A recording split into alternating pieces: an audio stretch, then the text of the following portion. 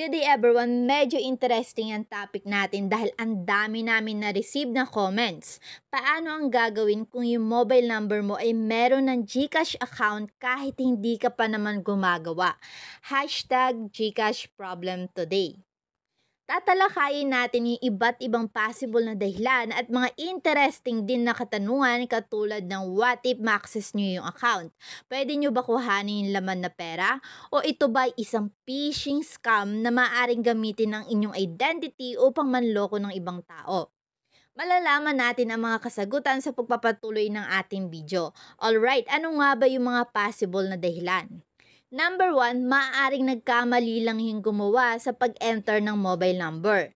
Number 2, na-deactivate ang SIM card ng dating may-ari ng GCash account at hindi na napare-activate ng owner sa kanyang network provider. Number 3, maaaring ito ay isang uri ng phishing scam. Kung nakatanggap ka ng link at binuksan mo, nagbigay ka ng sensitibong impormasyon, maaaring ang iyong device ay nasa ilalim ng scammer. Okay, now ano ba yung pwede natin gawin? Kapag ba nag-forgot password tayo at na-access natin yung account dahil tayo ay nakatanggap ng OTP, pwede ba natin i-withdraw yung pera? Pwede naman kung gusto nyo makasuhan. Unauthorized access ang magiging legal case, hindi lang yon. Theft din kahit pa number mo yon. Basta merong nauugnay na ibang tao, ituturing pa rin na krimen ng batas ang pag-access sa account na yon.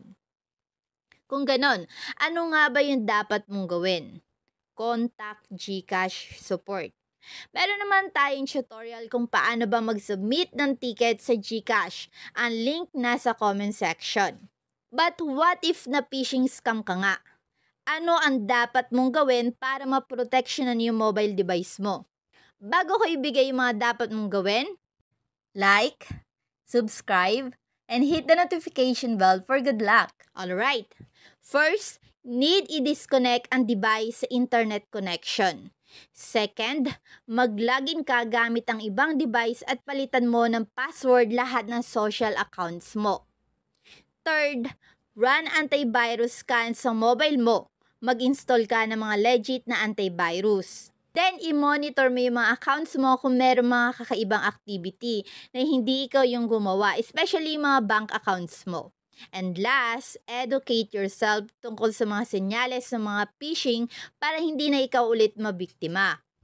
Overall, kapag meron ng GCash account na nakaregister gamit ang mobile number mo, kailangan mong kontakin ang GCash support through email at ipaalam sa kanila ang case mo para ma-address agad ang issue.